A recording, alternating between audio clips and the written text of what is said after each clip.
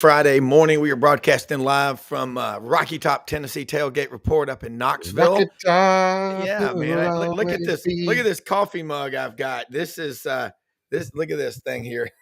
I don't look Go. at that kind of stuff, man. Do you see my hat on? I know where you are today. Yeah. Well, That's why I'm wearing what I'm wearing. Okay. And this is just had to get this picture of the general. That's the name of the turkey that Mark shot.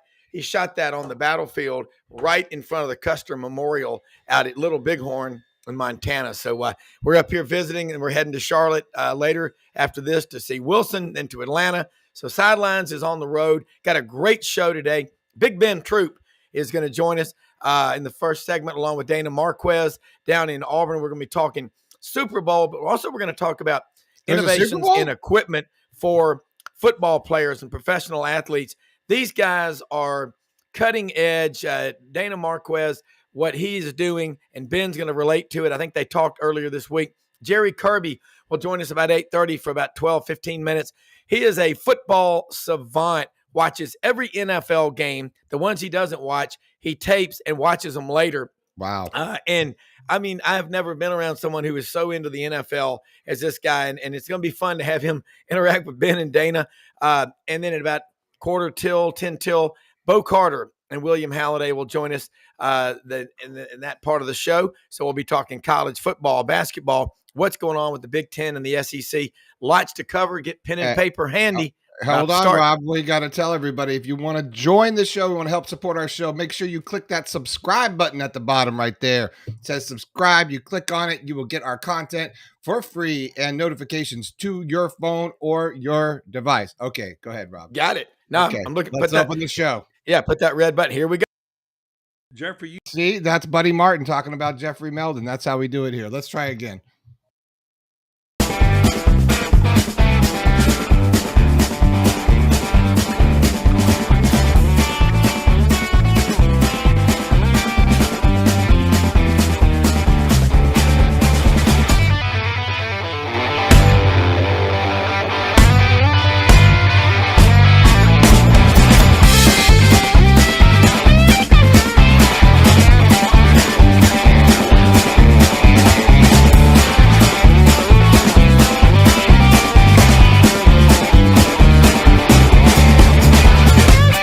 Sidelines with Rob Browne. Talk sporty to me.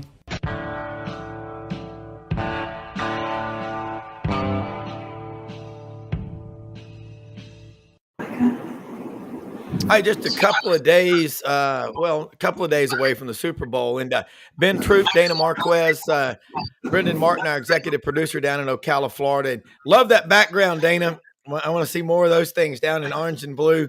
And you can see over my right shoulder that turkey fan in the back. That's called the General. Mark shot that last May. A big Merriam, 22 and a half pounds. Looks like about an 11-inch beard right in front of the Custer Memorial out there. So that's pretty cool. Dana, you and Ben got a chance to talk this week. Super Bowl's coming up, but there's a lot it takes to get there. When you came to Auburn back in 2005 from the 49ers, you're from Denver. You know, we always have this discussion on here. Brenden used to live in Littleton, Colorado, when his dad, Buddy Martin, was the sports editor of the Denver Post. So he lived out there, spent a lot of time in Boulder. We'll get into, I don't see how anybody's ever going to win a national championship in Boulder, but you were at Cal, you were in the NFL, you came to Auburn, and nobody has done more to change from your position, the safety, and what's being done to make players' lives better. I mean, I've got a brother-in-law that played college football at Virginia Tech who has CTE. I mean, it's a real deal. You're not trying to make the game any softer. You're trying to make it better and more efficient. Let's talk about what you're doing right now. And then, Ben, you talk about it because you played in the NFL. You've got friends that have seen everything there. But, Dana, I want to get your thoughts. Well, guys, thanks for having me on. Ben, good to see you. But hey, Brenden, nice to meet you. Are you in Denver? Yeah. So what part of Denver? What part? Oh, he's from Denver. Oh, he's from Denver. What part of Denver? I grew up in Littleton. Went to Colorado State. So what high school did you go to? Arapahoe. Oh, see, I went to Heritage. Yeah. So we don't like each other Go already. Eagles. Yeah. Go Eagles. I love it. So it's been a ride. Obviously, my career has been about 30 years plus years in the equipment industry, kind of all over the board. And as of late, a lot of people don't realize I left Auburn University back in July to kind of look at a new process of how sports performance is really related to equipment management. And one of the last things I implemented at Auburn was the Innovation Lab, which is now in the new Waltos Performance Center. It's a 3D mapping, digital imaging avatar machine where I can now 3D print insoles for athletes. Wow. Right in the equipment room, right? I'm looking at fitting techniques, customizing shoulder pads truly off of the body's avatar. Wow. The nice thing is we've been able to rig the avatar so we can put it in a program called Human Tracker. So think about measuring an athlete kind of in different silos, right? The athletic world really lives in silos. So you got strength and conditioning, you got nutrition, you got sports medicine, you've got equipment. And those guys work in their silos. And kind of Ben and I talked about this earlier in the week where, strength and conditioning is going to break down that body, build it back up. Sports medicine is really going to work on the recovery-based part of that with nutrition. And equipment, in my world, always seems to be left out of that equation from a performance-based standpoint, where I've really kind of taken a new look at how this sports performance model is working. The NFL has really moved to this model where there's a connectivity between all these different silos now. So if I have a strength and conditioning coach that's going to do a more Olympic-based weightlifting day and then turn around and go to a performance run day, you may want to communicate that to the equipment manager in that building so they can change footwear for that athlete. You don't want to be wearing a cross trainer when you're doing an Olympic lift. So having that dialogue and having that message is kind of important, right? Yeah. So the idea behind Falcon Pursuit and the machine itself is to actually scan the body athlete, get that measurement to the strength coach so they can look at every measurement that they want to. If it's bicep, if it's calf, how skinny that calf is, how thick that calf is, waist, neck, so on and so forth. And from a sports medicine standpoint, how are we looking at it from a rehab standpoint? So all those important measurements and analytics and data that everybody's grabbing individually, we can now bring together in one package. So yes, we still want to have our silos get their direct information and what they're working on. But the idea is how can we now collectively communicate at the college market and help our athletes perform at a higher level. For us as the equipment room, it's about fitting helmets, right? So the helmets at Auburn when I was there, and still happens today because they were just there this past week, they're 3D mapping, digitally imaging helmets, right? There's no more longer putting on a helmet and pumping air into it and hoping that it works, right? It's all mapped to that head now. The educational platform, and Rob, you've heard me say this, my three pillars to the equipment room are very simple: service, education, and innovation. Service is student athlete, right? Making sure that they have everything they need to perform at a very high level. Educate them what their equipment can and cannot do. And then make sure you're innovating and staying on top of the technology, the innovation going on in the industry.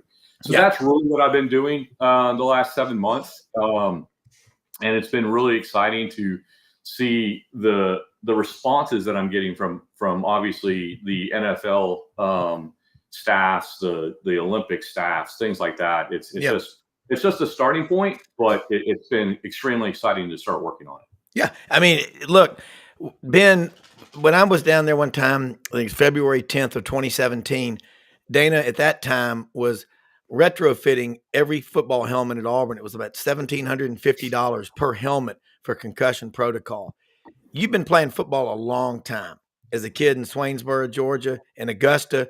He played with Carlos Rogers in high school, Dana, who played at Auburn. Pretty good football player. Yeah, pretty good. And Ben's, I always tell Ben this, you're the only guy I know, and I don't think anyone can say this, who had 4 people in his neighborhood he grew up with that went on to play in the SEC, many of them in the NFL. The only thing close to that is the Canale family in Memphis that had 4 kids in one family that played in the NFL. So, Ben, based on what Dana just said, get your feedback on this, because what I love about Dana and you and this show is we get people who have lived this. And Ben, you certainly have, as Dana has. I mean, basically what Dana is saying is the importance of the equipment man. I think the equipment staff. Back when I was at Florida, the thing about it is obviously you're going to build a relationship with your strength and conditioning coach, because that's a person that's going to make you, quote, look like. They're going to make you look like what you are. But once you realize that everything goes to the equipment people, I don't care what it is, because I think not the thing I know is when you talking about innovation, right? As Dana said, you go from when I was in school, it was a nutritionist. Now they dietitians, right? They switching the words. It used to be strength. Now you got sports medicine. So these are the same thing. They just add nuances to it. Well, everything starts and finishes. When you look at every team before games, especially when they're traveling, you see the big 18-wheeler, right? Nothing goes if the equipment ain't there. I don't care who you are, what you are, I didn't even think about what Dana just said. Hey, man, what are we doing today, coach, in the strength? What are we doing today, lifting? Are we doing this? So they need to have on these shoes. They need to have on, even from what kind we got on compression shorts, do we got on mesh shorts, every single thing, because this comes down to, prevention of injuries. Yeah. Well, how do you do that? Give me the best opportunity to have the best equipment. And when you talk about the Auburns, the Floridas, they're not allowed to not to have the best equipment. They ain't allowed to. They have to have the most innovative equipment. Problem is, when we're talking about equipment, I don't know how they do in staff meeting rooms, but Dana should be talking. Like, listen, coach, I don't want nothing to do with the game plan, right? But are we playing on turf? Are we playing on grass? Are we playing on? We need to know all these things are important, because if you don't get the best players to the field, you watched Auburn see Cam Newton when he was there, right? You watching, Georgia to see certain players, Florida to see certain players. But I think what Dana is saying is, equipment is way more sophisticated than we give it credit for. It ain't, oh man, these guys, we think of equipment, we think of the guy sitting there pumping the air in the helmet, right? Or somebody's jersey get ripped. No, it's a lot more to it. And I think the thing is it needs to be more respect and diligence given to the equipment staff, because they know the players like nobody else. Like, they know what we deal with equipment people every single day. We're very annoying. I know we are. Dana sees certain people walk up like, oh, hey, what do you want? We want this a certain way. Dana's saying, well, we don't have to worry about knee pads. What happened to those? We don't have to worry about hip pads. What happened to people don't wear them? But when you talk about helmets, shoulder pads, and just you see the big offensive lineman that his shoulder is here and his shoulder pads are here. Well, that's not safe. I don't care if he's the number 1 tackle in the country. Dana will help him understand, no, you need to have this. You want to play 20 years? You want to play 15? Well, I need to not see your shoulder. I know the old lineman want to have on a wide receiver helmet. That looks cute, but that don't fit. Yeah. But he already got on a single digit number, which is weird, right? I just think that when you start talking about, there are certain things that you shouldn't give no wiggle room. I was told this in college, I can't give y'all no wiggle room. I have to tell y'all what to do, how to do it, and no talking back, right? When it comes to equipment men, equipment staff, they watch us get ready before games, right? And in the NFL, you have the guy that walks around and see the equipment ref. He's telling you, hey, you can't wear this. If in college it's even worse, you be like, man, what do you got on? Old linemen look like receivers. They dress the same now. Why? Because no one's gonna say anything. Why do you got on 30 wristbands going up your arm? No, you need to have tape on your hands. You need to have a helmet that looks ugly. Because why? Because you play an ugly position, right? It needs to correlate. It don't. Offensive linemen are some of the cleanest looking people, but I'm like, dude, you got on cleats that's your size. That's not your fit. Yeah. So I think you got on receiver gloves because they got sticky on them. Are you catching a football today? Yeah. I think that, and so when Dana told me how long it takes for him to fit a team, that blew my mind. Like when he told me how long it takes. it blew my mind because in my mind, you go, oh no, you just put your helmet on with no face mask on it. You put your shoulder, like, no, it's you standing there like you at the combine with nothing on but a wife beater or a tank top and some boxer briefs with your arms straight out, and but that's what football is now, right? It's top to bottom. I need to make sure you have every single thing. Listen, regardless if you go out there, right? Regardless if you should go out there, you're supposed to look. People go, the game has changed. Not the technology has, the sophistication of what goes on behind the scenes has, but Dana and his staff should get to have a daily meeting with the strength and conditioning coaches every day. Hey man, what we doing today? All right, because it correlates. So I like I said, just talking to Dana for the 45 minutes that we did, I'm like, shoot, I thought I knew. I thought I had some level of, intelligence when it came to this, but the nuance of equipment is not giving us due diligence. It's not. I mean, when you talk about the fact that, more injuries happen, and Dana go, what kind of shoes did he have on? What? Like he tore his ACL? What type of cleats did he have on? Oh, he had on some speed cleats. Why? I'm gonna take Gronk, right? If you ever saw Gronk play football, right? Look at his cleats. He had on borderline offensive line / tight end cleats. He wasn't trying to be cute. He was saying, hey, what's gonna give me the best chance to play long? Oh, you wear these. Wow. Right? But now would I have worn those? Nope, but I didn't play long either. I could have played longer, but if nobody tells me no, I'm gonna do it. If nobody says, hey man, you weigh 250 pounds, man. You might not want to have on the same cleats DeAndre Hopkins has on. He weighs 200. Yeah, but I can spat it up. You still weigh 250 every time you stick your foot in the ground. So I just, like I said, I mean, it's gonna be a hard sell now, more than that, Rob, because there are no boundaries now, right? They let the players do whatever they want. That's not good, because if we talk about safety, we talk about longevity, we talk about innovation, we talk about science, we talking about knowledge of the game. Dana should come in every day for 10 minutes. Hey, fella, this is what we're wearing. Just like the coaches do that little. Hey, man, this is what we're wearing, because I think they'll listen. I definitely think they'll listen. Yeah, and Ben, this is why when you do a show, you got to let your guests roll. And when you I was like, wow. And Dana respond to that. This is like oral arguments in a court case, but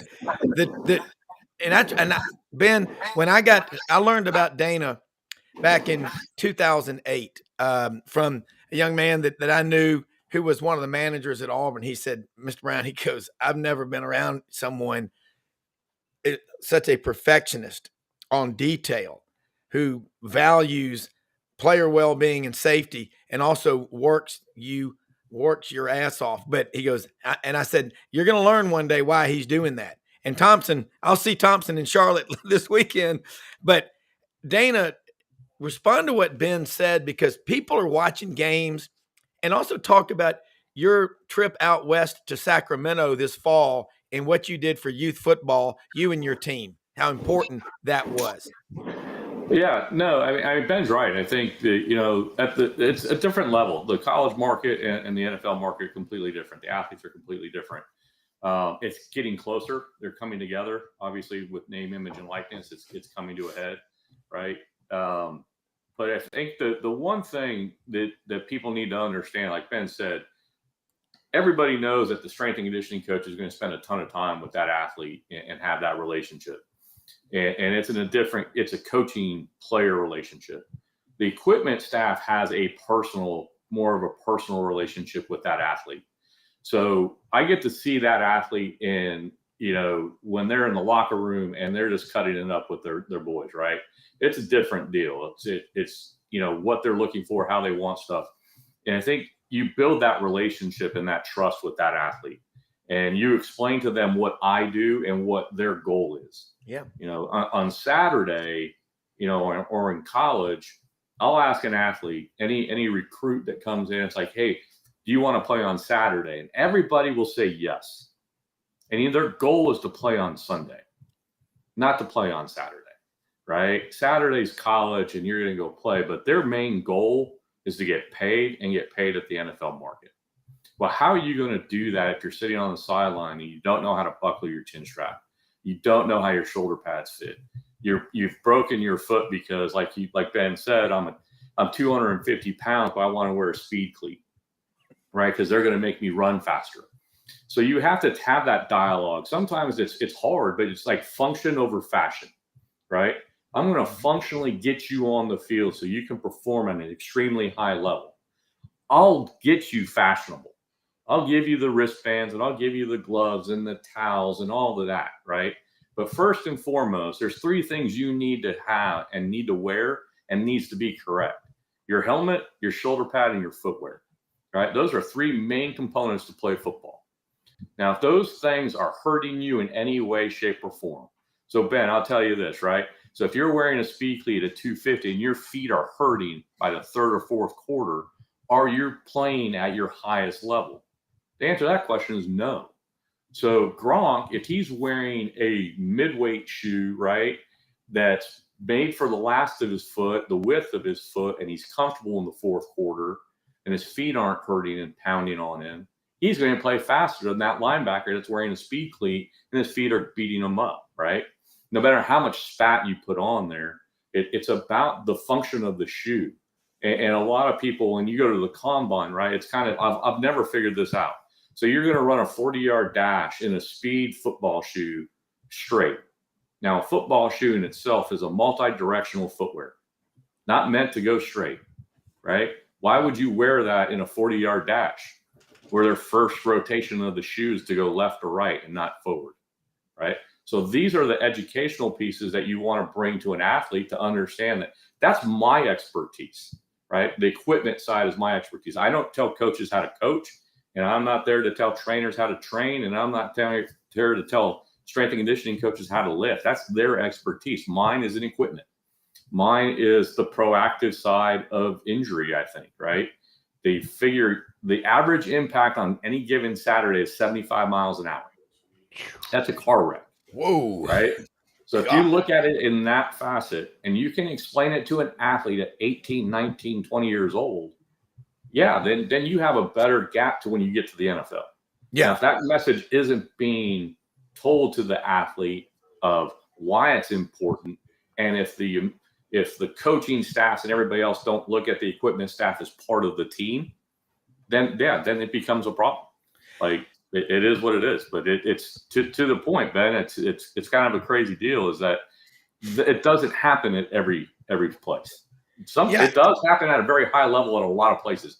Don't get me wrong, but not everywhere.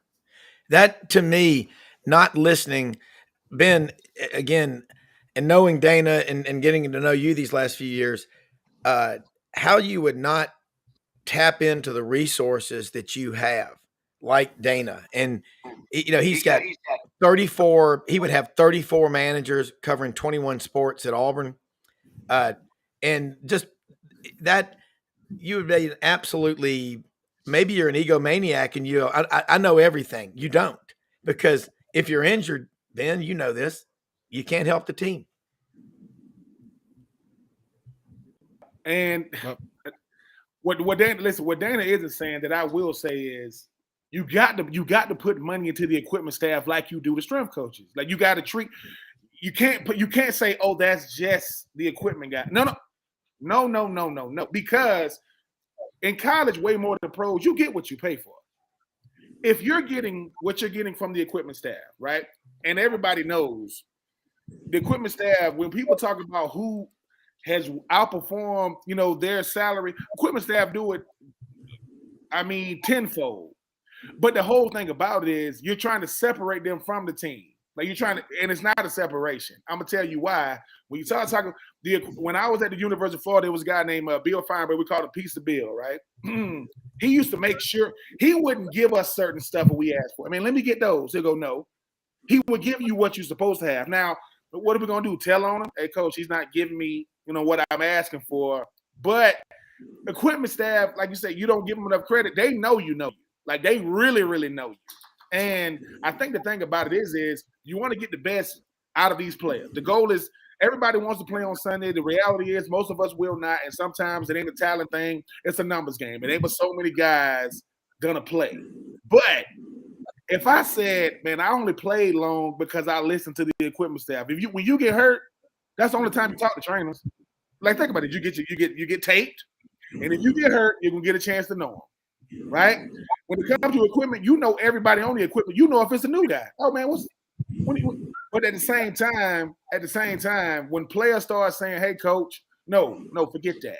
When coaches start telling the head coach, something ain't adding up. What do you mean? Any injuries on the team is correlated to what they had on every single time. They won't. Now they ain't gonna say that out loud because the last thing a coach is gonna admit is fault. You're not gonna do that. But you start talking about injury prevention and you start talking about being able to play longer, it's because look, when you see football players that ain't cute, you notice why they play longer? Because they have on the coach issue uniforms. They socks are up to a certain level. They got the right cleats on. It's the ones that they try to start doing things that's out of whack. I used to wear a helmet in college to wear every time I get hit, the helmet to come off. Every single time. Now, I got a pretty nice size head and nice size face. My helmet shouldn't be coming off.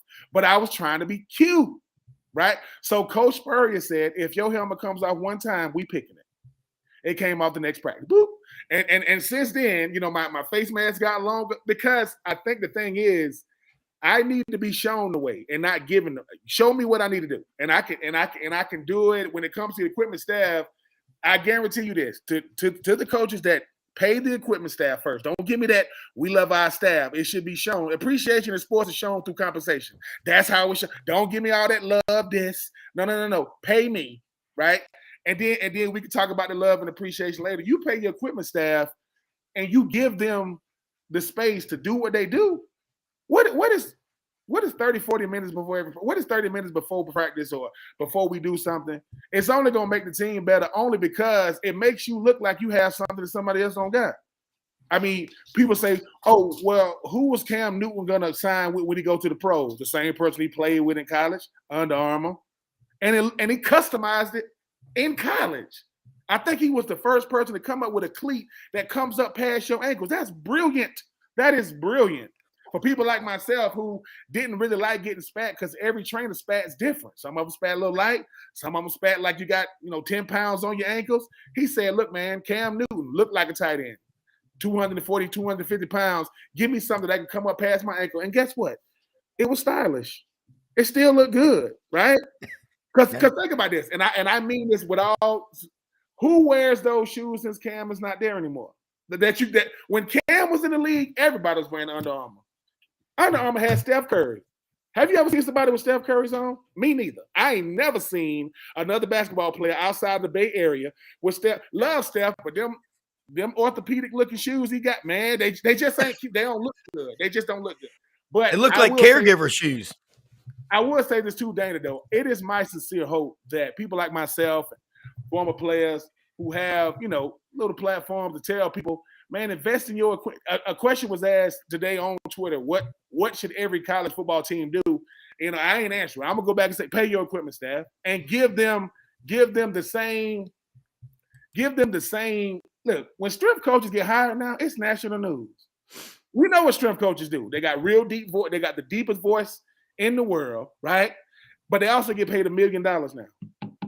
You paying a strength coach $1 million, and guess what? If that offensive lineman walk out there with the wrong cleats on, he ain't gonna make it the whole season. I ain't even realized that about when we used to say, man, my feet hurt. Never thought it was because I'm thinking it's because I just played focus. No, you got on the wrong shoes. You got on the wrong cleats. Yeah. You got on the wrong, so I do know that when it comes to equipment, we didn't know how nuanced it was. Dana comes on here and go, oh, it's anything but simple. Well, it ain't simple. I know it's just listen. You see why when you see those little kids in Pop Warner football, they out there looking like little bobbleheads, right? Because they need their helmets to be that big. Because they don't know how to use their head yet as far as like football, but you don't see a lot of concussions. Why is it the concussion level goes up the more you know about football? Because your equipment is wrong. I thought it was if Dana stood up in a meeting with all these, nothing against them. But a person that had concussions and, you start talking about these head doctors and all that. All he got to do is stand there and say, they got on the wrong helmets. See you guys tomorrow. We don't got to sit in here for 3 days because Dr. such and such from, the Congo just can't. No, they got on the wrong helmets. And they say, well, how do you know? Because You guys study the brain. Yeah, I am equipment. The difference is I am this. This is what I do. Yeah. And I Ben, just hope that they add to that. I really, really do. I really, really do. I want to throw something along that line and right along with what you just said about paying the equipment guys a lot more money. Boyd Epley in 1964, Bob Devaney came from the cradle of coaches west of the Mississippi, Wyoming. 1962, Bob Devaney came to Nebraska. They were nothing in football. In 1964, Boyd Epley was hired as a strength coach at Nebraska, $500 a month. I think that's what they paid him, $500 a month. Remember, Nebraska would take the 18-wheeler, Dana, on the road to the Orange Bowl, and they'd be down there lifting weights at South Beach before they'd play in the Orange Bowl. Dana, before, I know you got a lot of stuff to do, and we're going to get Jerry on here in a second. Stay if you can, but we're going to talk about the Super Bowl if you got it. But you coached at Cal. Were you there when Aaron Rodgers was playing for the Cal Golden Bears? Yes, sir. Okay. Yeah, so I was there with Aaron, Marshawn Lynch in the era when Cal was a really good football program. Yeah. Jeff Tedford. Yeah, absolutely. Hey, Ben, I did want to bring that up, right? So to go back to Rob about the California project that I had with the California Youth Alliance and that group, a lot of the educational pieces, a lot of people are going out about youth football in the state of California and how they wanted to ban youth football from the ages 6 to 12. Tackle football. And the reason why was they were talking about CTE and repetitive impacts and things like that. So the reality is this, right? The lack of education from helmet fitting to shoulder pad fitting is probably the biggest detriment that youth sports has in America, right? Moms and dads are looking at what does Mahomes wear right now, right? He's wearing a Vices 02 helmet. That's what my son has to wear, but it may not fit your son. So you may want to go to a different helmet, right? It's that education that's not being put out there. So I got brought in as part of just a helping line of the Senate hearing, right? Of, hey, moms, dads, senators, you have to understand that, yeah, youth football, any type of impact sport, if it's soccer, if it's lacrosse, if it's hockey, anything is going to get hit with the head, right? Make sure that their equipment is fitting correctly using manufacturer guidelines. Don't guess, right? And that's the worst thing. Or don't go buy the most expensive thing because it's the most expensive thing. You're talking about kids' health and safety. And I find this more times than not, especially at the beginning of the football season, right? Moms, dads will call me like 2 days before they start practice. It's like, hey, we have football practice today. We don't have a helmet. And they go to Dick's or Sports Academy or whatever sporting goods store you have, and they go try to find a helmet. And what do they have there? They have a high school kid that's working the counter. And, well, here's what the helmet, this is this helmet. Why don't you wear this? Because it's this, right? But they're not taking the time to learn. And then they complain that, oh, well, everybody's getting hurt. Well, yeah, because you're not educating yourself on what this equipment is supposed to do. So there's a lot of play into that, right? So I think, we've talked about fitting, we talked about education. The biggest thing, sitting at this 50,000 foot view right now, I'm looking at, right, you got two different aspects of football, especially in athletics. So you got the athlete experience, which is college, right? It's all about the experience. But, you got big games, you got locker rooms, you got air conditioned lockers, you got sleep pods, you got all that, right? And then you got the performance side of football, which is more of the NFL side, right? Which is that athlete has to perform at an extremely high level so everybody makes money, right? So that's really the differences that you're seeing in sport right now. For me, it's education, the lack of, right? Everybody's taking their kids. Like if I'm a parent in high school, hey, Johnny's only playing one sport now, but they have a coach, they have a throwing coach, they have this performance, they have a nutritionist. But when it comes to, hey, let's go put a shoulder pad on them and see if they have full rotation of arm, how many different levels can they throw from? Is the pad even fit? They don't have anybody for that. They're not trusting any of that. So when they get to the high school market and they go play sport and they get hurt because their shoulder pad doesn't work or their helmet doesn't fit, then they blame the sport of football. Yeah. And it's not that. It's the lack of education of understanding there's a lot of different nuances to this athlete to perform at a high level. And there is a market in there that really has been left alone, in my opinion, is the equipment manager. Yes, we do laundry. Don't get me wrong. Yeah. I think last year I did 4.1 million pounds of laundry in our equipment room. So there's not a lack of doing laundry and stuff like that. It's other stuff too. So I think that's the message I'm trying to get across. And Ben, and tell you something, Dana, when the 34 managers that he would have, one week they come over to his house, they cook steaks, chicken burgers, whatever. The next week he takes them out. You work for him, you're going to work your ass off, but you're going to be rewarded. And if you work, and Bill Belichick, you name the coach in the NFL, Andy Reid calls and says, hey, I need someone to come work for me. He can vouch for him that they made it through his program. And you know what he's most famous for, before we get Jerry Kerby involved? The sewing machine on the sidelines of the Iron Bowl, Ladarius Owens. And by the way, Dana, when Chris Davis scored the kick six, November 30th of 2013, Wilson jumped on the field with my son Max and high-fived Ladarius Owens, and still has his Under Armour glove from the kick six when he was a lead blocker. But that was cool stuff. Let y'all stay on if you can for a few more minutes. I know y'all got stuff to do, but Jerry Kerby is a football savant. I mean, he watches every NFL game. He is a true grit fan from Fort Wayne, Indiana, and lives in Clarksville, Tennessee. You got Dana Marquez. Jerry, you heard him talking. He came from the 49ers back in 2005, director of equipment operations at Auburn, which I would put up there as like a borderline neurosurgeon in terms of what he sees and does for Auburn. Ben Troupe, of course, played for Florida, played in the NFL. You watch all these games. Got this game coming up Sunday. San Francisco, coming up against the Chiefs. And I heard it said when San Francisco got beat 3 or 4 years ago, we'll be back. Most teams hope they get there. San Francisco knows they'll be there. Dana came from the 49ers. You were part of that organization. Jerry, what do you think is going to happen Sunday? And I want to get some feedback from Ben and Dana on this game Sunday, because it's Mr. Irrelevant. Brock Purdy is the starting quarterback. That's Horatio Alger stuff, man. The underdog. It's true America. Good morning. Thanks for having me.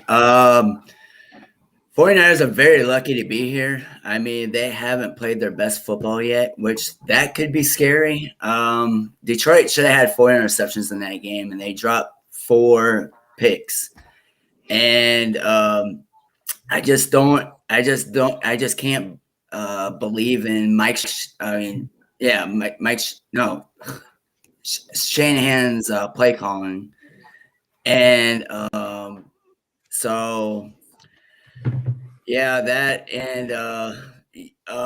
how I would as a defensive coordinator, how I would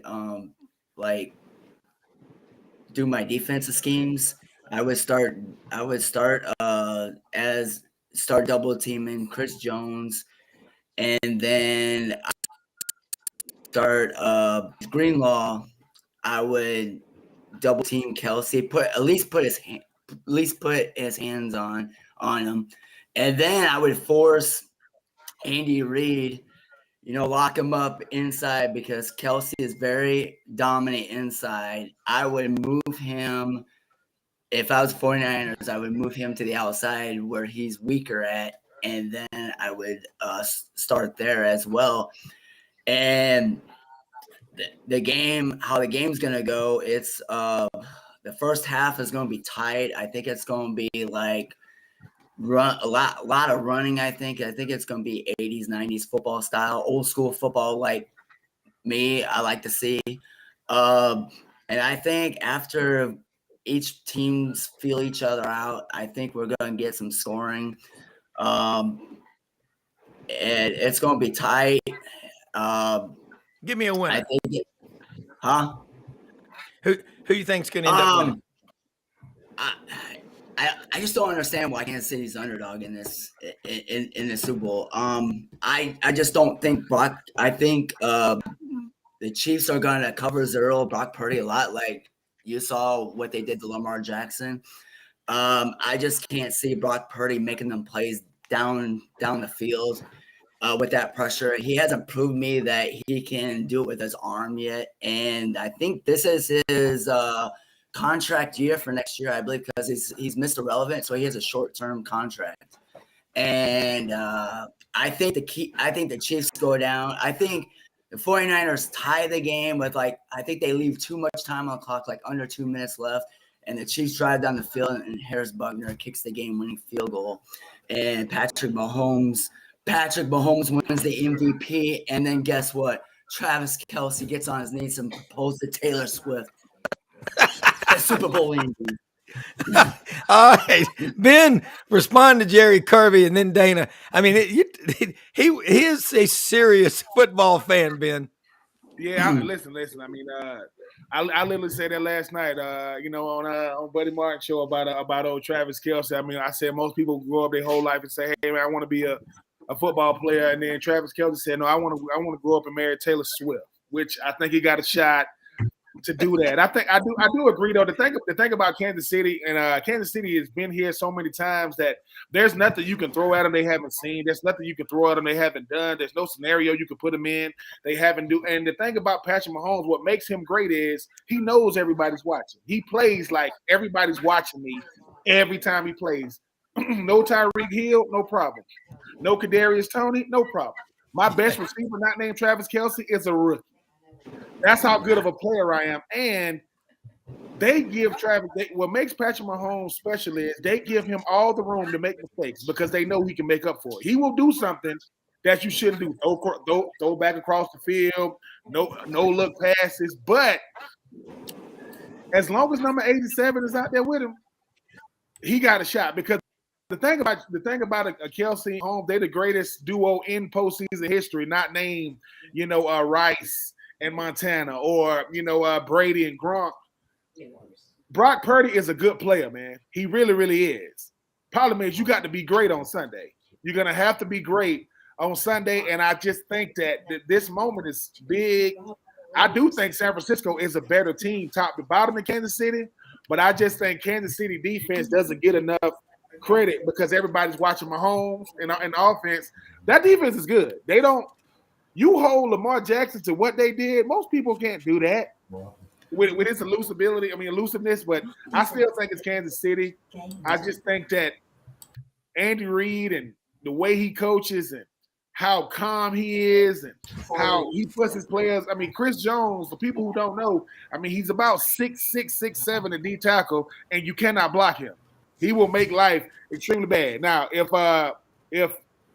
I just think for me, it is going to be Kansas City. I do agree it's going to be tight first half, but hey, man, I just feel bad for the guy who got to be on the Taylor Swift cam. He gonna have to do it. He gonna make his money come Sunday. Yeah, he gonna make his money come Sunday. I mean, hey, man, she's obviously good for business, but I just think that Patrick Mahomes to the NFL is what Michael Jordan was in his era. There are a lot of players never got to win NBA championships like Charles Barkley, like Karl Malone, because they had to play against Mike. Patrick Mahomes, 6 years starting, 6 years in the AFC Championship game, going to his fourth Super Bowl. I mean, the stuff he's doing is out of this world. I think he adds to it on Sunday.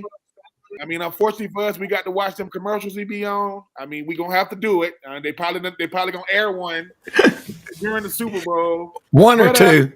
Patrick Mahomes, so I just think he's a great, incredible player. Give me them Kansas City Chiefs. Sorry, Shanahan, man. I love you because obviously, you be on my Falcons, but I just think it's going to be Kansas City at the end of the day. All right, Dana Marquez, your thoughts on this one. You grew up in Denver. Are you a Bronco for life, a 49er? What are you? No, so I was born in San Francisco, Okay. right? So I'm a Joe Montana fan, have There you been go. forever. I worked with Shanahan, the dad, not the son. Allen, so I won the Maxwell Award in 2015. That's right. Allen, the equipment guy for the Kansas City Chiefs, won the Maxwell Award in 2016. So, my cheering kind of goes towards Kansas City. But since I live and from San Francisco, it's just going to happen that the 49ers, with everybody talking about how great Kansas City is, and Mahomes and Kelsey and the whole process, Christian McCaffrey from Denver, from Colorado, right? I just think now, I think, Jerry, you said the right thing. They have not played very good football at all. The 49ers have not. I mean, they got lucky against Kansas City or the Detroit Lions. The bounce off of a face mask off a defensive player ends up in a wide receiver's hands. Hey, I saw that. With the miracle catch at Auburn. We ended up going to the national championship, right? We lost that national championship by 13 seconds. This time, though, I think it's just going to be the opposite. I think Kansas City does go down and ties the game at the end of the game, but I think it's reverse role. I think Purdy comes back and the 49ers win it with a field goal. So I'm going to take San Francisco on this one just because I think basically because everybody I know is taking Kansas City. And you know what? For me, it's just kind of interesting because when you're in the college market and you're living in the college world and you're employed by a university, you're not allowed to bet. You're not allowed to do anything with this game. So this is my first time looking at it, kind of in both spectrums of saying, hey, it could be really kind of fun. But I just want it to be fun, right? I love the cultural part of it, but there's nothing better than, hey, Ben, nothing to the Titans, 1 yard short against the Rams, right? I'd rather it come down to that or a pick in the end zone on the last play, something like that versus, the NCAA national championship games when they're, the game's over in the first quarter and it's, it's no more fun. So yeah, I'm going to take the 49ers, one, because that's where I'm from. That's where, that's where I'm born. And so I'm going to go that way, even though my boy Allen and that group at Kansas City are pretty tight. So known them for a minute, but I kind of just want to hope both will do a good job. Yeah, Jerry, look, and then Ben and Dana, I know y'all got stuff to do, so we'll wrap this part of it up here because we're going to bring William and Bo on next part. But Jerry, your rebuttal to anything they said here in just the last couple of minutes before we head to the next segment. But I love the breakdown by these two. This is look, we're SEC Sidelines, SEC Sports Network. Going to talk some NFL because they're correlated. What goes on in college affects everything in the NFL. Jerry, as you see it, did they change your mind at all? Jerry, you there? No, but I agree with Dana. I agree with Dana. San Francisco has better weapons and better players. But can I say something real quick? How tricky Andy Reid is. He did. Okay, so I watched the Super Bowl 4 years ago, and he went into 21 personnel, and he put two tight ends on the same side. It was 21. We call it 21 stinger. And what he did was he motioned Kelsey to the other side, and I'm like wondering why Greenlaw was only guarding Kelsey. Well, now Tyreek Hill or since they both to the other side, now it's a running play. So what they did was, I don't think the 49ers defense knew that one of those guys was ineligible. So so Kelsey or Tyreek couldn't go forward. So what they did was Kelsey went back and pass protect while Mahomes ran this way and then threw a slant pass to Tyreek Hill, and Greenlaw just stayed in that position. Then I understand why, because if he knew he was ineligible, then Greenlaw moved over and it would have took Tyrod to play. So you got to watch that too. Andy Reid is very slick. It took me an hour to figure that out. So. All right. Well, it's going to be fun. Jerry, look, your internet's breaking up a little bit, but I will be talking to you here later today. Like this breakdown on here. So Super Bowl coming up Sunday. Look, I like what Rob Anderson. Thank goodness nobody bets on college football in the great state of Alabama. None at all. We had 3 bookies. we had 3 bookies in the chapter meetings at 715 West Magnolia. I'll just leave it at that. But Jerry, thank you so much for being on here with us. Dana and Ben, hang on a second. I got a couple of more questions for y'all. But holy cow, Bo Carter, Dana and Ben. Bo Carter was longtime sports information director at Mississippi State in the Southwest Conference office, the Big 12 office, now the National Football Foundation, Baseball Writers of America. And William Halliday, the intern, is a sophomore writing for the Auburn Plainsman. And he got to go to something pretty cool with Maury Gaston Monday from the back booth at Chappie's, breakfast up there every morning at 8 a.m. with David Housel. And I bet that was pretty cool, William, because David Housel, and Bo, you know him, and I'm sure Dana's met him before, sports writer, editor emeritus, SID. He and Buddy Davidson are on that Mount Rushmore like Claude Felton, like Norm Carlson. They're, Langston Rogers at Ole Miss. Incredible week that you've had.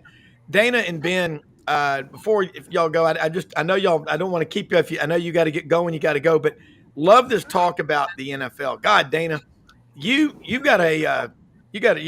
already busy enough, but I'm gonna have to bring you on here more often. Not only do you know all the technical stuff about equipment, and Ben, the interaction between you and Dana has been nothing short of awesome, because the director of equipment operations is the next strength coach. You're going to start seeing, Dana, in my opinion, 7-figure salaries for what you do, because you're not doing it just for football. You're doing it for everything. My friend Greg Williams, his team was the only one that got to work out with the football players in the weight room at Auburn. And if you don't, I would think too, because Butch Thompson, Auburn's baseball coach, has told us this, Dana, when he would bring recruits in, he would always, anytime Dr. Andrews was there, say, this is the doctor and the staff that'll be taking care of you. I would be introducing them to you and selling that, because, hey, if you're not healthy, you can't play and you're not productive. So, Dana, and I kept thinking you grew up in Denver. You were from San Francisco. So you have some visitors come back. I spent my diaper year ages in San Francisco. How about that? It's like, I grew up in Colorado. I grew up in Denver. And I'm horrified about this, that you're not a Broncos fan and you pull out a San Francisco dude. Well, bro, I'll tell you what, Brandon. Coloradan transplant, because everyone from Colorado is not from Colorado. Yeah, they're transplanted. But I mean, I'll tell you what, I worked for the Broncos, so I am a huge Broncos fan. Don't get me wrong. Yeah. And I got to spend a lot of time there, and my parents still live there. My brother still lives in Denver. Yeah. So yeah, I'm a huge Broncos fan. Don't get me wrong. But the kicker is, being in this industry for 30 years, I know players on every single team. So Derek Browne over at Carolina, right? I'm not a Carolina fan, but I'm a Derek Browne fan. Right. So now I'm a Carolina fan, right? So you take a look at the different players that I've been a part of over my career. It's really hard to really specifically pick a team over everybody else. Now, Brenden, I can't be a Florida fan, because I know the guys down in Florida really well too. Hey, I'm just saying, Jason Baisden and that group now, and hey, it is what it is. I can be a Titans fan, because we got some boys up in Tennessee, so we're good there. But look at that. That's a cool the drive for destiny. I don't know. It's just been a really interesting time. Now that I'm out of the day-to-day of football equipment, but it's really been fun to reconnect. I went to the Senior Bowl for the first time since I've been here, and really got to, I spent some time with Cadillac, Ronnie Browne, ran into Terrence Gray, most of you guys wouldn't know Terrence Gray is a defensive back at Oregon State when I was at Oregon State. He now works for the Buffalo Bills, but I just got to run into a bunch of people that I hadn't seen because I was so focused in what I was doing at Auburn. Yeah. It's really opened up a lot of different scenarios. I just had a meeting the other day with Dat Wynn. I met Dat Wynn from the Cowboys 2 years ago. He was touring with his daughter, Auburn, and he walked into my innovation lab at the old innovation lab that I built. And next thing you know, we had a communication yesterday. So we're going to actually go meet with the Cowboys and talk about the new innovation lab and the new project I'm working on now. What's going on with the NFL? Like in the NFL, like I've seen it promoted that there's new helmets in the Super Bowl.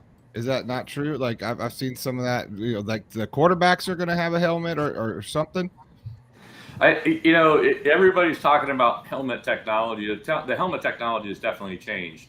I think the more we keep on looking in on that, I think that I haven't heard of anything new that's going out there that's going to be played on Sunday. I wouldn't think that would be happening because I know football players way too well. There's no way I'm going to be able to put a football helmet on them on Sunday, their most important game on the planet. And say, hey, by the way, high-tech helmets to make their Super Bowl debut in this coming Super Bowl. I was just which one? What if you don't mind? Which one is it? I haven't heard it.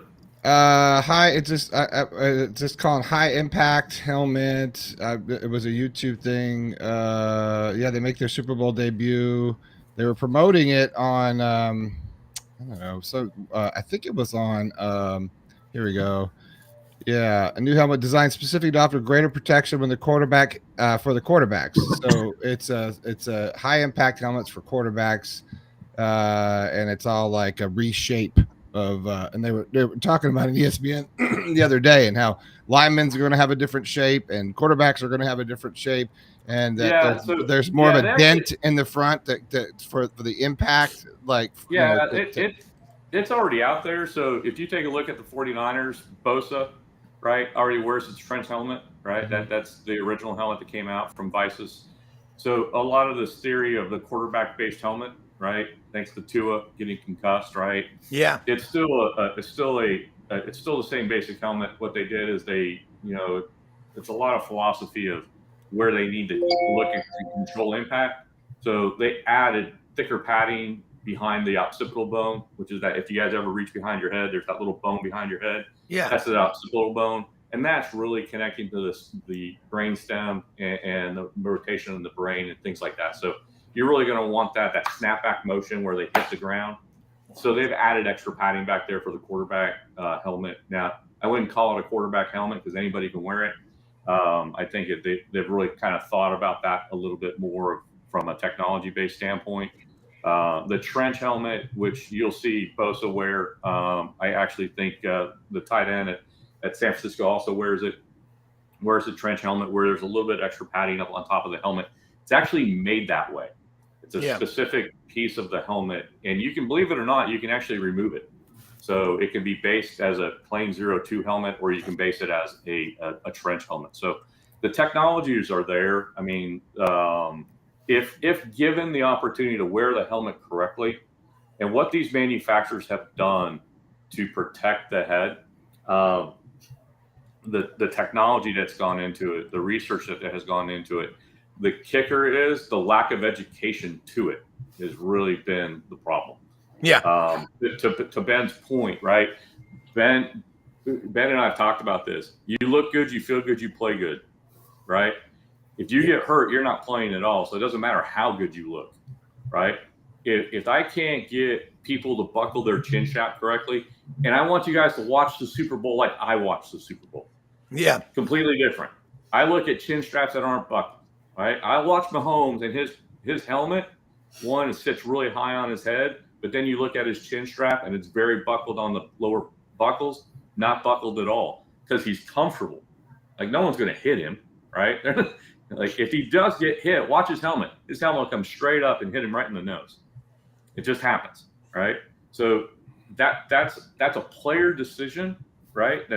I can sit there as an equipment guy and say, hey, look, you need to buckle this tight, high and tight, and this is how the manufacturer wants you to wear it.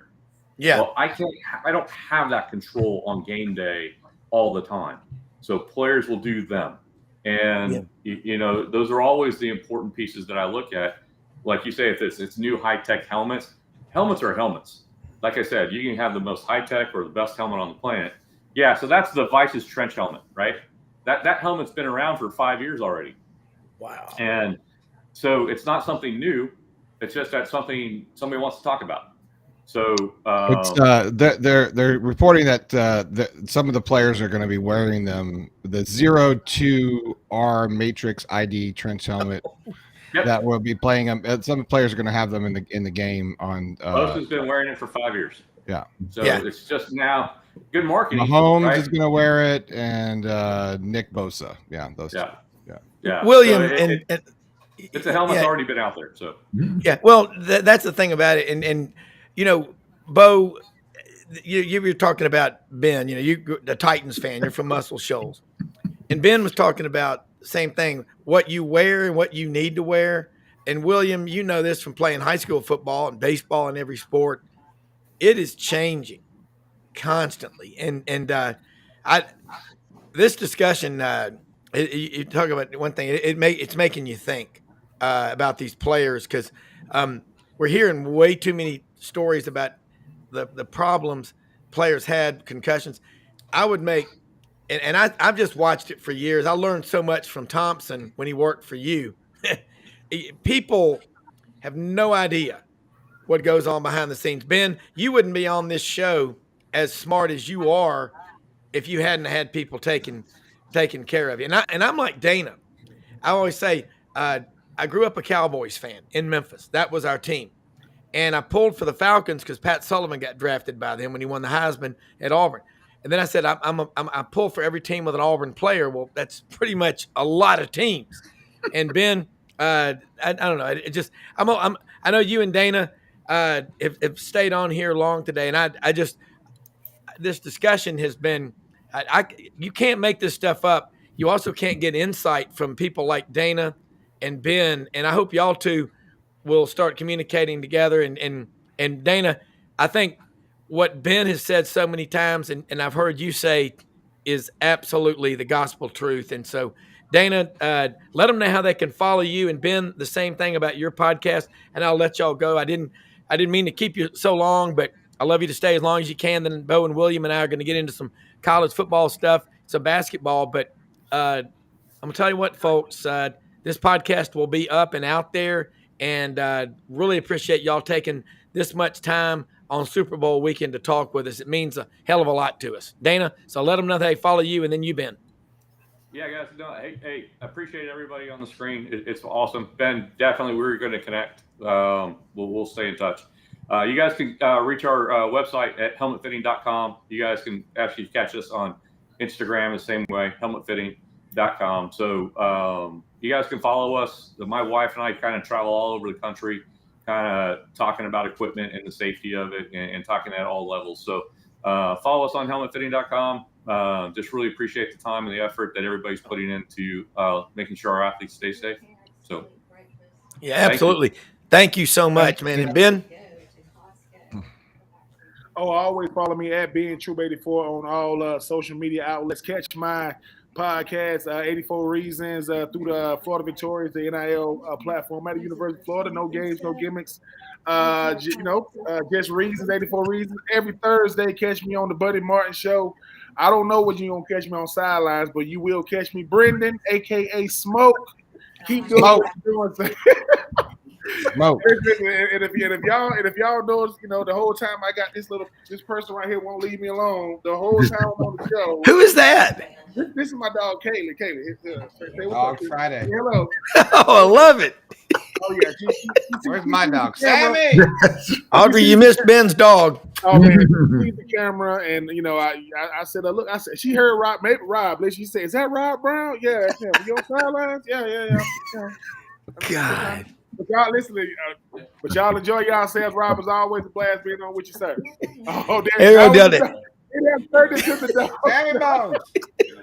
it's picture day, and Ben's big turkey, the big turkey that Mark shot out there at Little Bighorn. So, hey Ben, I'll talk to you later today, we got to drive. We got some windshield time, as people like to say, we're up in Knoxville, home of the Tennessee Volunteers. And we'll be heading to Charlotte after this, cutting through the mountains and Asheville and all that, and then to Atlanta Sunday. So be all over the place. But Ben, awesome stuff as always, and have you back on like Tuesday or Wednesday of next week. And one more time, give me your score for Sunday's game.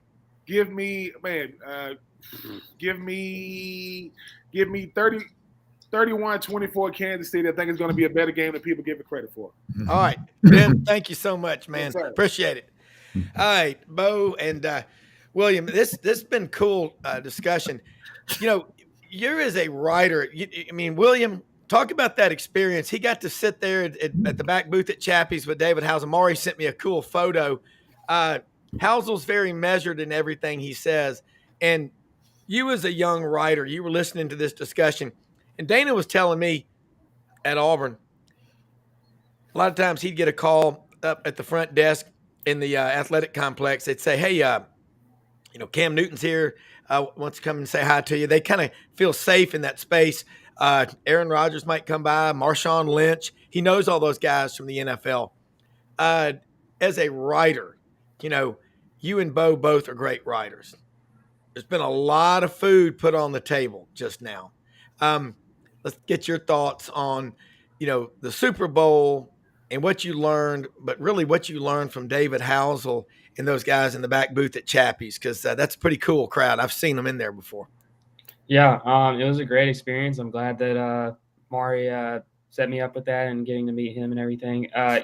When I met David Housel, first thing he did was tap his glass and tell everybody, hey, we're going to get William to sing happy birthday to one of our friends. So I started singing happy birthday to him, and that's the first experience I got with him. So that was a great experience just then and there. And then, we talked a little bit about just my role at the Plainsman and everything, and just what I thought about Auburn football and everything. And he started asking me a bunch of these, if I knew a bunch of these Auburn legends, a bunch of Auburn football players from the past.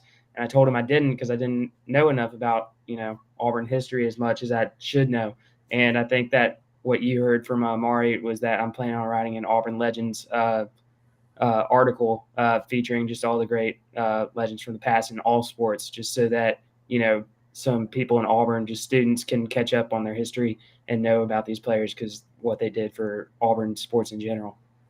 That is so important, Bo, what he just said. And the value that you bring to this show every time you're on, the oracle of journalism, Delphi. But I'm with him. When I wrote for the Plainsman, I did the same thing. I went and did a cool story about Suge Jordan, and I still have that story. But it was the people I got to meet and talk to doing the story that really opened my eyes. So, William, it's going to be really fun. People can follow you, the auburnplainsman.com. You can get it delivered in your email box every day. Bo, what he just said, though, history, traditions, heroes. If we don't know our past, what do we have? You're exactly right. And Williams probably got a book or a copy. They were selling it down there.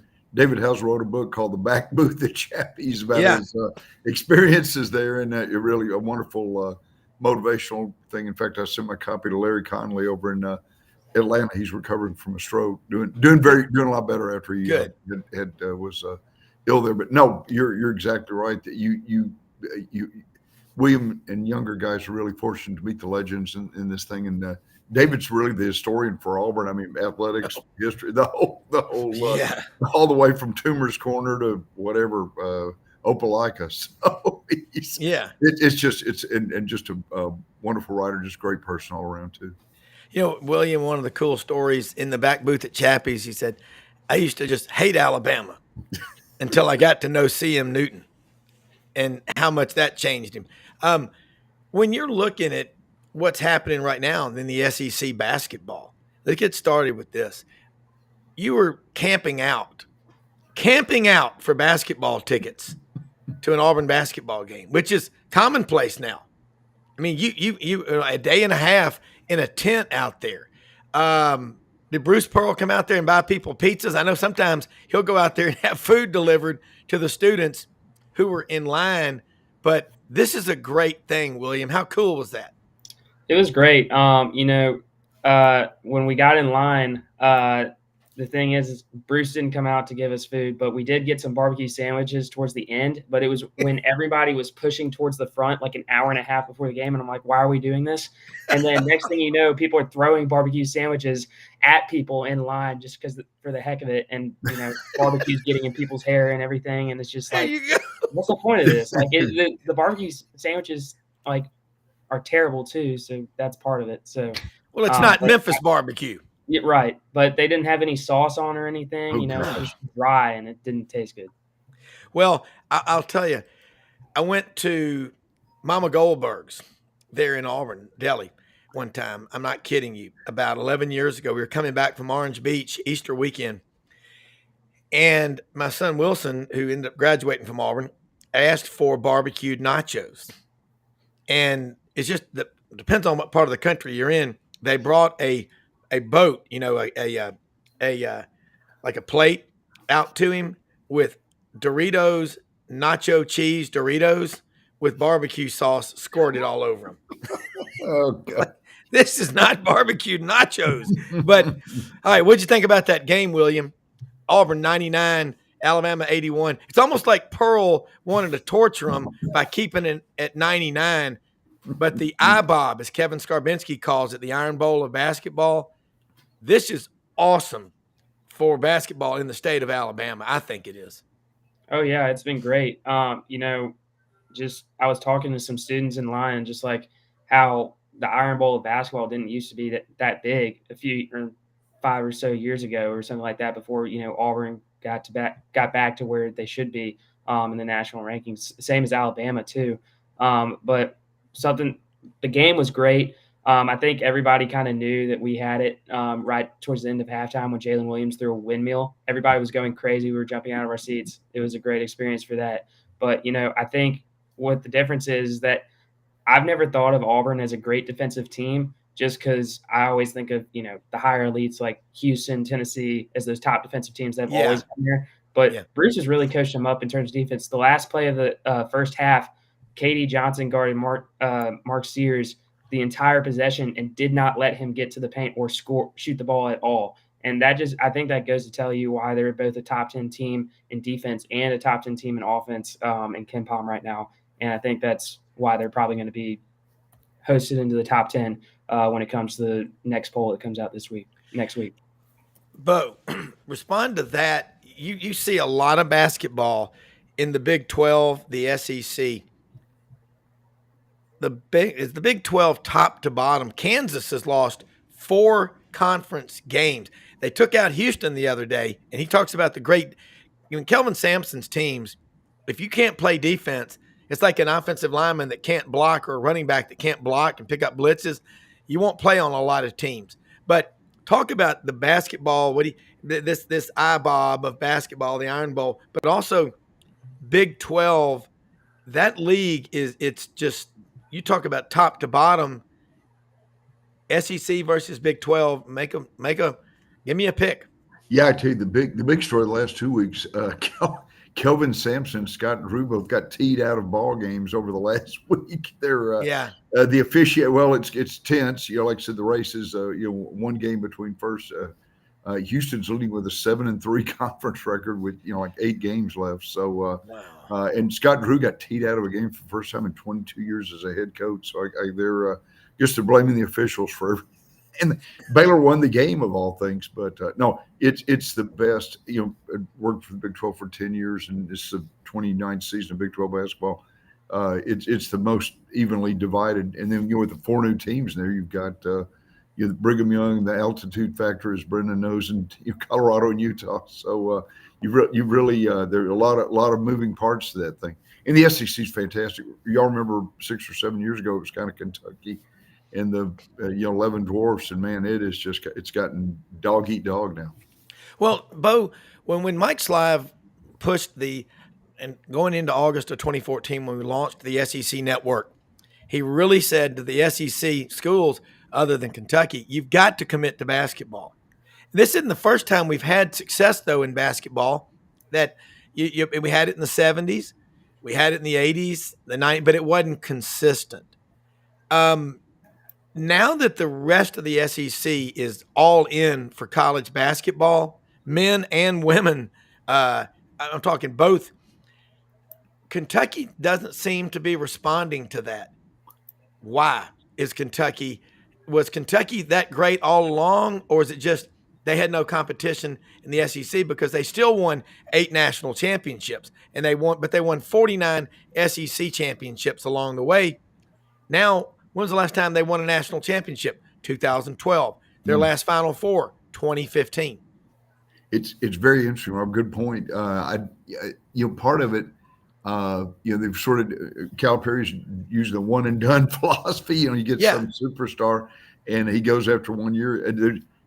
Team chemistry has to develop, like on an annual basis or whatever. And Alabama and Auburn have been able to keep the guys 3 and 4 years, and you develop some a lot of chemistry there. So, and I think it carries over, especially in the NCAA tournament. Except Auburn had that tough game against Houston last year where they just didn't shoot. Neither team shot well, but it's they're sort of an isolated case. It's you really liked, and now the transfer portal enters in, so you've got guys that are coming in at maybe playing their 6th or 7th season. So you've got a lot of experience there now. They do. William, looking around the SEC, we're in Knoxville right now, home of the Big Orange. I'm up at Audrey's cousin Mark, who has a ginormous tailgate up here, 10 season tickets. He said 5 years ago, people would take $11.29 in the county jail versus a ticket to a Tennessee game. And now it's the opposite. Everybody. But it's also Tennessee basketball. I asked Mark last night, is this team, they look like they're the best team in the SEC. I think they are. But he goes, yeah, but wait till they get to tournament time. Rick Barnes at Clemson, Texas, 17 years, 1 Final Four with Kevin Durant. At Tennessee, every year, nobody beats Kentucky. Nobody beats Kentucky in basketball more than Tennessee. In the last 21 games, Tennessee 11, Kentucky 10. They did it 103-92 last Saturday at Rupp Arena. Is Tennessee the best is this the best team Rick Barnes has had since he's been up here? It is not the best team, but I think it's the second best team compared to the Grant Williams, Admiral Schofield year when they lost to Purdue. A lot of people say that was the year for Tennessee to go to the Final Four. I think there was a controversial call in the final minutes of that game that could have led to Tennessee going on, but we'll never know because it didn't happen. But this year, I think that if you watch Tennessee from past years, the one thing they have not been able to do is give somebody the ball and say, go get a bucket. They have Dalton Connect now. He's probably going to be the SEC Player of the Year. He's second in line to Zach Edey. If Zach Edey was out, he'd possibly be giving people a run for their money for National Player of the Year in the Wooden Award. But I think Tennessee, I think their ceiling right now is the Elite Eight right now. I just don't trust Barnes enough to get past the second weekend as much because he's only been able to get to the Sweet 16 twice in his years at Tennessee. And I just think, as much as I love Dalton Connect and what he can do with the basketball and score 30 a game when you need him to, I just think the other players around him are going to, at some point, have a game like they did against South Carolina where none of them are scoring the ball, and it's going to happen. They've had consistent play the past 2 games from their supporting cast, and that's been good to see. But I think when it comes to the moment in the Elite Eight, I think they're just going to fall just short and something's going to happen. But I would love to see them get to the Final Four. I just don't think it's going to happen this year. Well, you think about Steph Curry when he played at Davidson College in North Carolina and hit the scene 15 years ago. Dalton Connect, Brenden, played at University of Northern Colorado. And Vince Ferrara from the Sports Animal, 99.1 in Knoxville. Bears. Go Bears. I went to school there. Thank you very much. There you go. One of my 3 colleges, but I went. That's right. So Brenden and guys, Dalton Connect at Tennessee. This is something Vince Ferrara pointed out on the show last week, and he was on again Tuesday. Dalton Connect had of the 59 points Tennessee scored against South Carolina, I think he had 31 of those. And 8 players had 27, and another one of those guys had 13 most of those final 3 27. minutes. Now the ball's being spread around more, but you're right. I mean, everybody with Rick Barnes, it's like, yeah, but Bo Carter, you look at you know basketball, you know sports, college and pro, like very few people. Getting to the Final Four, the last SEC team to make it to the Final Four was Auburn, albeit for a missed double dribble against Virginia. They're playing Chris Beard and Texas Tech for the national championship. I'm starting to see now fans getting as mad after basketball losses at SEC schools. Maybe not everywhere, but in a lot of them, as they do after a football loss. Agree or disagree? Yeah, it's true. And the part of the problem, then you don't mean to bring up a negative topic. Then you got Vanderbilt, or in Missouri, which are I think 1-10, 1-10 and 0-11 in the SEC too. Yeah. After Missouri won 25 games last year, that's hard to believe. But How did they fall off the cliff like this? I What happened? still don't figure that out. Brenden might have an answer, or William, but they Vanderbilt's had some injuries. And they had a guy get kicked off the team, and they're they have not worked. Yeah, Vanderbilt's still trying to figure out the NIL. Rob, they've got multi-billion-dollar businesses up there, but they don't know where to. They're putting all the money into buildings on campus in the stadium. They don't care, and That's right. they just don't. They just don't care about sports. They're just That's smart right. kids. They're just the smart kids. That's all. Yeah. First of all, I just want to say something about what you said, Rob. Do fans in the SEC getting as upset as a Kentucky fan? Because I'm going to put them outside, like as a separate sort of fan base. Exactly. I had a roommate for like 7 years who was like a true blue Kentucky fan, and I don't think I've ever seen any even Gator take a loss harder than I watched a Kentucky fan take a loss. I mean, those guys will put a whole can of tobacco right in like Copenhagen in their lip and like fall asleep just drinking Bud Lights until like they can't get up in the morning. I mean, Bud Lights. He took the loss super, super hard. So, but one thing I did learn in the process of living with this guy, and this is just in general, I'm like, what's Kentucky going to be? A 6 seed going in? I think that's the first time they've been a 6 seed going into the tournament. I was reading. So, you can't ever count them out, because it's like we talk, everything matters until you get to the dance. When you get to the dance, it all changes, right? Because it's like, have you been there before, right? Yeah. And experience matters, and people that know the difference matters, from the coaching staff to the equipment person to the fan base. You know the deal. And I think that's what's unique about March Madness, right?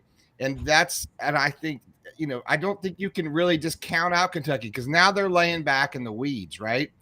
It's kind of a good place to be. No one expects you to win.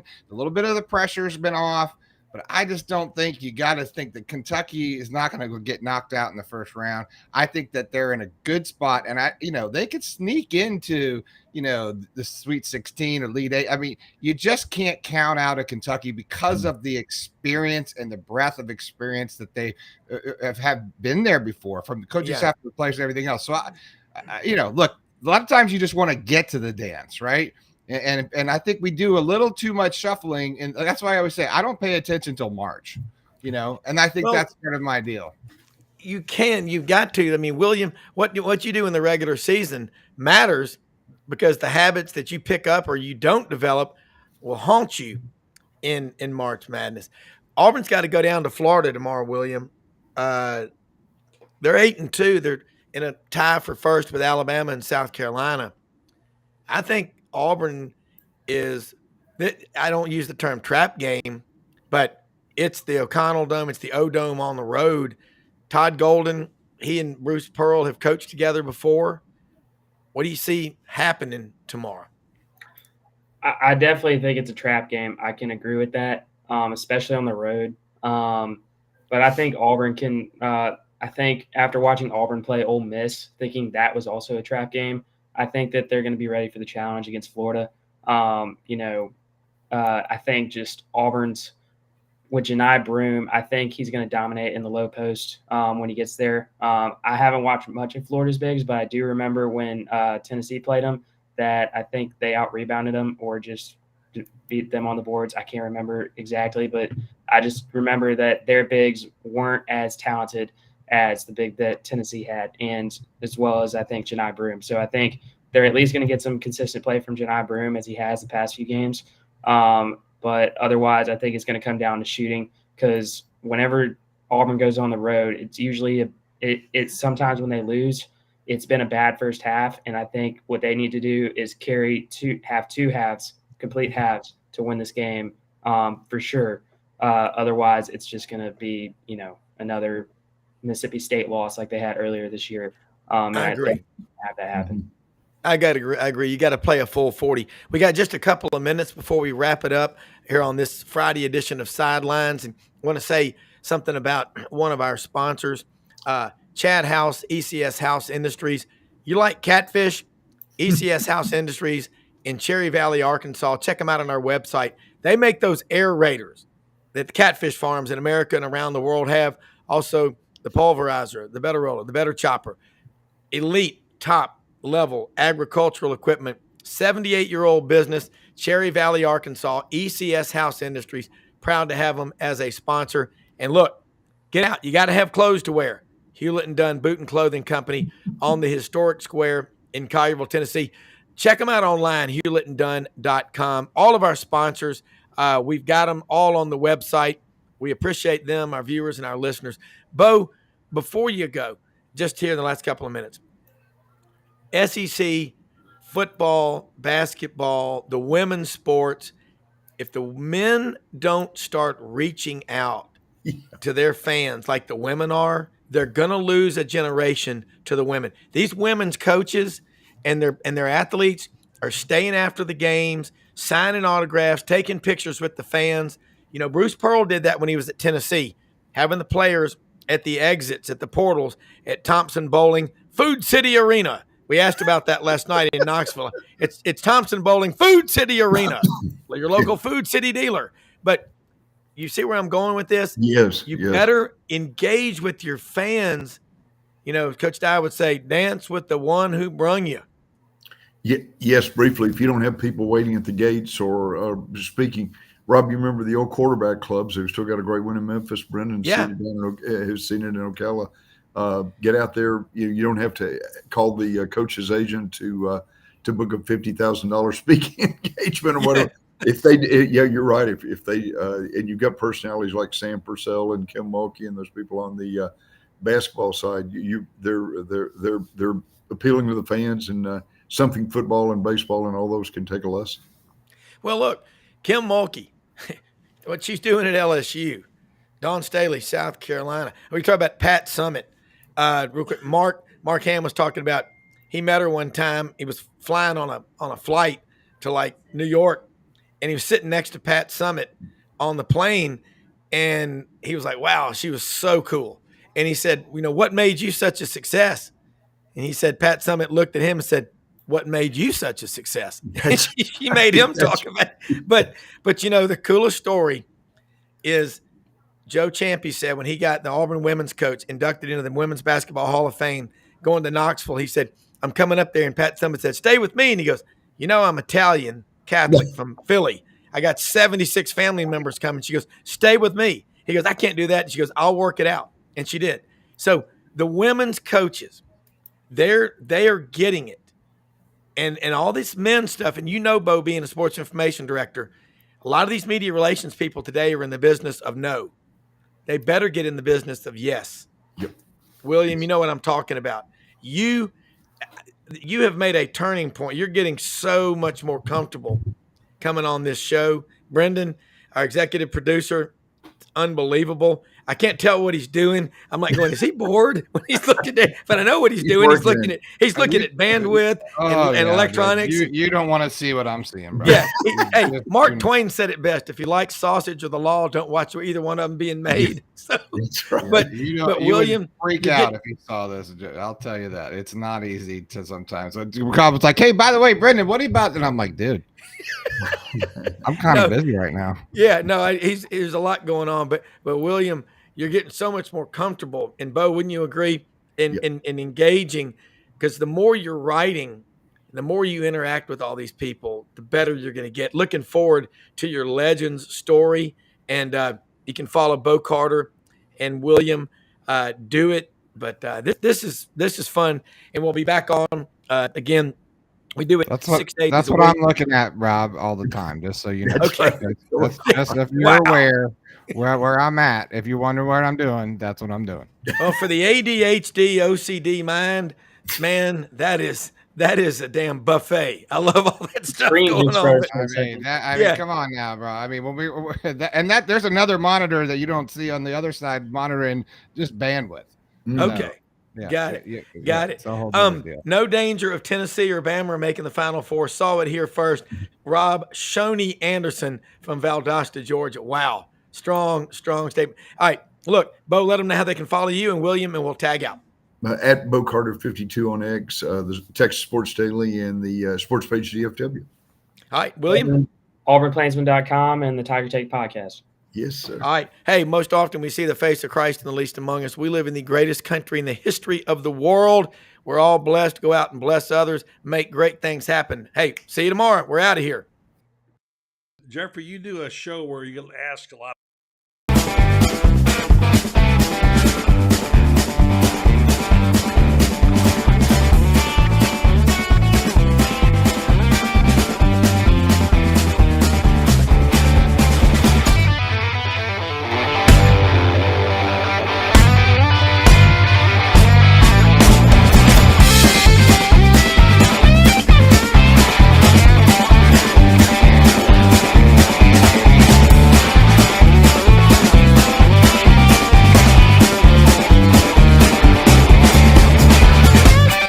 Sidelines with Rob